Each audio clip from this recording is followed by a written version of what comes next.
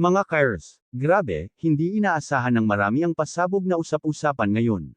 Pero bago ang lahat, malinaw natin itong sabihin, ang kwentong ito ay kathang-isip lamang, hango sa mga haka-haka, opinyon, at tanong ng mga netizens. Walang kumpirmasyon, pero aminin natin, ang lakas ng intriga. So eto na nga, nagsimula ang lahat sa paglipad ng grupo papuntang Korea. Excited ang lahat, lalo na ang mga fans ng EDSA, dahil matagal na nilang hinihintay ang moment na to. Imagine mo, bagong environment, bagong vibes, at syempre, bagong memories para kina Edo at Fiancé. Pero ang hindi inaasahan, isang biglaang twist ang gumulantang sa lahat. Habang papalapit na ang araw ng alis, may napansin ang mga netizens, parang may kulang. At doon na nagsimula ang tanong, nasaan si Fiancé? Dahil sa mga previous updates, tila siguradong kasama siya sa Korea trip. Pero bakit biglang nawala sa eksena? Dito na pumasok ang mas malalim na usap-usapan, may mga nagsasabing gusto raw talagang sumama ni Fiancé. As in, ready na siya, emotionally at mentally.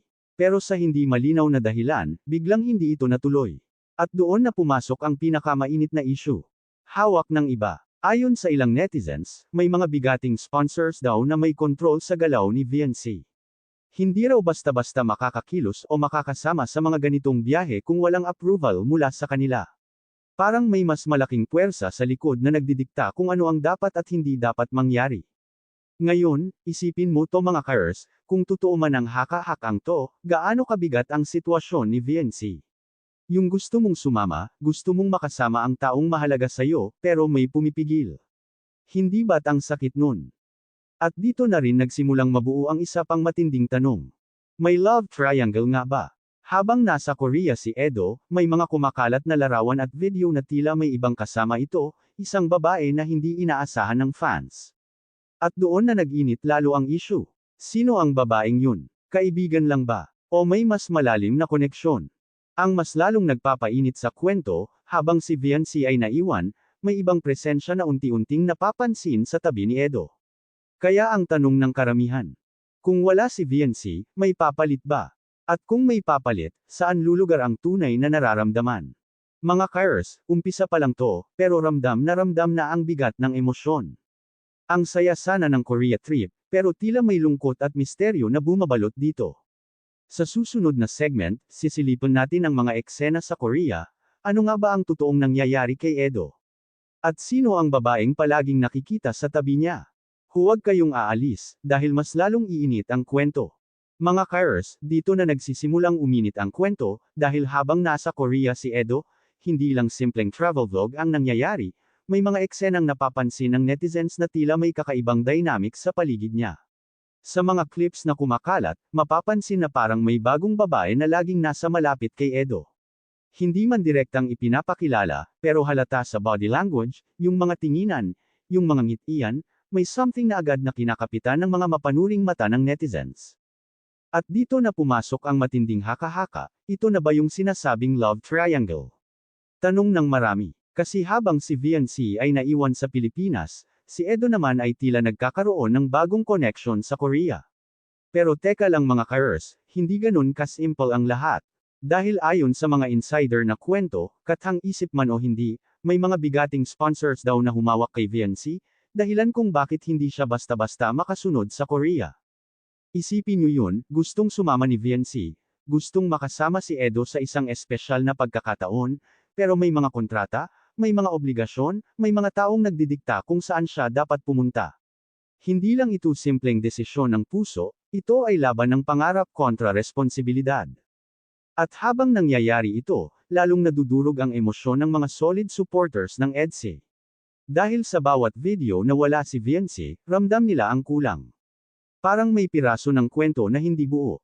At mas lalo pang pinainit ng isang eksena kung saan makikitang tila nag-aalangan si Edo, parang may gusto siyang sabihin, pero hindi niya magawa. Parang may tinatago. Parang may iniingatan. Dito na nagkaroon ng iba't ibang kampo ang netizens. May nagsasabi na baka trabaho lang lahat ito, baka scripted, baka bahagi ng content. Pero meron ding naniniwala na may totoong emosyon na nasasaktan sa likod ng kamera. Lalo na si Fiancé, na kahit hindi present sa Korea, ramdam ang bigat ng sitwasyon niya. At ang pinakamabigat na tanong ngayon, kung wala bang humawak kay VNC, kung pinayagan ba siyang sumama, magbabago kaya ang takbo ng kwento? Magkakaroon pa kaya ng isyong love triangle? Mga Kairos, dito pa lang sa segment na to, ramdam na natin ang lalim ng conflict. Hindi lang ito tungkol sa selos o third party, kundi tungkol ito sa kontrol, sa pangarap, at sa mga desisyong hindi basta-basta magagawa. At habang lumalalim ang kwento, mas lalong nagiging misteryoso ang kilos ni Edo. Sa susunod na segment, ano ang tunay na nararamdaman ni Edo? At may aaminin ba siya na ikagugulat ng lahat?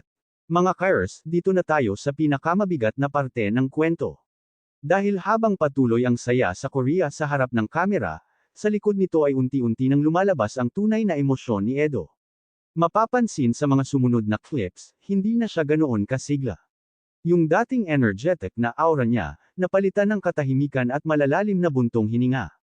At dito na napansin ng netizens, may kulang, at alam natin kung sino iyon, si VNC. Sa isang eksena, habang tanaw ni Edo ang city lights ng Korea, bigla siyang natahimik. Parang may iniisip, parang may pinipigilang sabihin. At doon na nagsimula ang mas matinding espekulasyon, na kahit may mga taong nasa paligid niya ngayon, iba pa rin ang hinahanap ng puso niya. Hindi napapalitan, hindi napipilitan. Pero habang ganito ang nararamdaman ni Edo, kabaliktaran naman ang sitwasyon ni VNC sa Pilipinas. Ayon sa kathang-isip na kwento ng mga netizens, mas lalong naging mahigpit ang hawak ng mga sponsor sa kanya. May mga projects na kailangang tapusin, may mga commitments na hindi pwedeng iwan. At kahit gustong-gusto niyang sumunod sa Korea, hindi niya magawa. May isang kwento pa nga na kumalat, na umabot na raw sa point na napaiyak si VNC dahil sa frustration. Hindi dahil sa selos, kundi dahil sa pakiramdam na parang wala siyang control sa sarili niyang desisyon. Isipin mo yun, gusto mong sumama sa taong mahalaga sa'yo, pero may pumipigil, at hindi mo yun basta matatakasan. Samantala, yung babaeng napapansin kay Edo sa Korea, mas lalo pang naging sentro ng usapan. May mga eksena kasi na tila nagiging komportable na sila sa isa't isa. May tawanan, may mga moment na tila nagiging malapit. At dito na pumasok ang tanong ng marami, ito na ba ang kapalit ni VNC? Pero teka, hindi lahat ng nakikita ay totoo. Dahil ayon sa ilang observers, maaaring parte lang ito ng trabaho, ng content, o ng sitwasyon. Pero kahit nasabihin pang ganoon, hindi maiiwasan ang masaktan, lalo na kung may taong naghihintay sa kabila. At dito na lalong naging komplikado ang lahat. Dahil si Edo, parang nahahati na ang emosyon. Sa isang banda, nandyan ang responsibilidad niya sa mga taong kasama niya ngayon sa Korea. Sa kabilang banda, nandyan ang koneksyon niya kay VNC na hindi basta-basta napuputol. Mga Kairos, hindi na ito simpleng love triangle lang. Isa na itong laban ng puso laban sa sitwasyon. Dahil kahit anong pilit mong itama ang isang kwento, kung may mga taong kumokontrol sa galaw ng bawat isa, siguradong may masasaktan. At ngayon, papalapit na tayo sa pinaka-critical na parte ng istorya. Sa susunod na segment, may gagawin si Edo na ikagugulat ng lahat. Isang desisyon na maaaring magbago sa takbo ng kanilang kwento. Mga Kairos, ito na ang pinaka-critical na punto ng kwento. Dahil matapos ang lahat ng pananahimik, mga tingin na puno ng tanong, at emosyon na pilit tinatago, dumating na sa puntong hindi na kinaya ni Edo ang lahat. Sa isang eksenang hindi inaasahan ng marami, biglang nagbago ang kilos niya. Habang kasama niya ang grupo sa Korea, mapapansin na tila wala siya sa focus. Hanggang sa isang sandali, humiwalay siya. Oo, mga Kairos, lumayo siya sa crowd, para bang may kailangang harapin na hindi na pwedeng ipagpaliban. At doon na nagsimula ang eksenang ikinagulat ng lahat. Kinuha ni Edo ang kanyang phone, at tila may tinatawagan. Hindi malinaw kung sino, pero base sa emosyon niya, halatang hindi ito simpleng usapan. Yung boses niya mababa, seryoso, at parang may halong bigat. At ayon sa mga haka-haka ng netizens, iisa lang ang nasa isip nila, si VNC iyon. Habang nagpapatuloy ang tawag, mapapansin ang pagbabago sa mukha ni Edo. Mula sa pagiging kalmado, naging emosyonal. Parang may gustong ipaglaban. Parang may gustong linawin. At dito na pumasok ang mga tanong, inaamin na ba niya ang tunay niyang nararamdaman? Handa na ba siyang piliin kung sino talaga? Samantala, sa kabilang side ng kwento, si VNC. Ayon sa kathang-isip na daloy, natanggap niya ang tawag na iyon sa gitna ng kanyang commitments. Napapalibutan ng mga taong may hawak sa schedule niya, sa galaw niya, pero sa sandaling iyon, parang tumigil ang mundo niya. Dahil sa wakas, si Edo na mismo ang lumapit. Pero hindi naging madali ang usapan. Dahil habang gusto nilang magkaintindihan, nandyan pa rin ang hadlang, ang mga kontrata, ang mga sponsors, ang responsibilidad. May mga boses na nagsasabing, hindi pa pwede, may kailangan pang tapusin, at hindi ganun kadali ang lahat. At dito na lalong naging emosyonal ang sitwasyon. Dahil hindi lang ito desisyon ng dalawa, kundi parang laban nila kontra sa sistemang kumokontrol sa kanila. Habang nangyayari ito, yung babaeng inuugnay kay Edo sa Korea, napansin din ang biglang pagbabago. Parang naramdaman niya na may mas malalim na dahilan kung bakit nagkakaganito si Edo. At dito na rin nagsimulang umatras ang presensya niya, isang senyales na baka hindi siya ang tunay na nasa puso ni Edo. Mga Kairos, ito na yung punto na hindi na pwedeng magpanggap. Kailangan ng pumili. Kailangan ng magsabi ng totoo. At sa huling sandali ng segment na ito, may isang linyang binitiwan si Edo na nagpaiyak sa maraming netizens. Hindi ko kayang mawala ka, kahit anong mangyari. Pero sapat na ba iyon, para labanan ang lahat ng hadlang? Mga Kairos, ito na ang hinihintay ng lahat, ang katapusan ng kwento na punong-puno ng emosyon, desisyon, at katotohanang hindi madaling tanggapin. Matapos ang mabigat na usapan nina Edo at Viancy, dumating ang sandali ng katahimikan. Walang salita, pero ramdam ang bigat ng bawat segundo. Dahil sa puntong ito, malinaw na sa kanilang dalawa, hindi sapat ang pagmamahal kung may mga puwersang humahadlang sa bawat hakbang nila. Pero dito na pumasok ang pinakamatinding twist ng kwento. Sa kabila ng mahigpit na kontrol ng mga bigating sponsors kay Viancy, may isang hindi inaasahang pangyayari. Ayon sa kathang-isip na daloy ng kwento, may isang sponsor na tahimik lang na nagmamasid sa lahat, isang taong hindi lang nakatingin sa negosyo, kundi sa tunay na emosyon ng dalawa. At dahil nakita niya kung gaano katoto ang nararamdaman nina Edo at Viancy, gumawa siya ng hakbang. Isang desisyon na walang nakakita na paparating. Biglang nagkaroon ng pagbabago sa sitwasyon ni Viancy. Isang tawag, isang approval, isang pagkakataon. At sa huling araw ng pananatili ni Edo sa Korea, may dumating. Isang pamilyar na mukha ang lumapit sa kanya habang siya ay tahimik na nakatanaw. Noong una, hindi siya makapaniwala. Parang panaginip. Pero nang tuluyan niyang makita. Si Viancy na iyon. Mga Kairos, hindi napigilan ni Edo ang emosyon niya.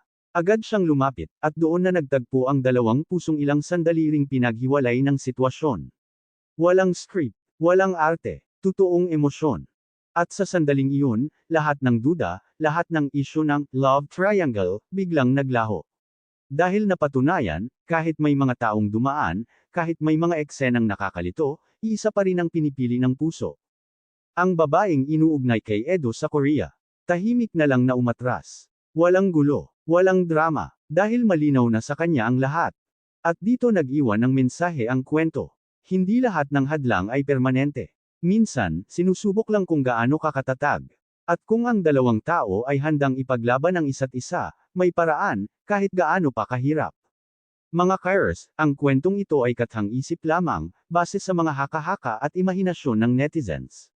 Pero ang aral, tunay. Sa huli, hindi pera, hindi kontrata, at hindi impluwensya ang magdidikta ng lahat.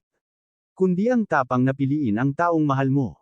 Ako si Ka-Ertz, at kung umabot ka dito, huwag mong kalimutang mag-like, mag-comment, at mag-subscribe para sa mas marami pang kwentong tulad nito. Hanggang sa susunod nating kwentuhan.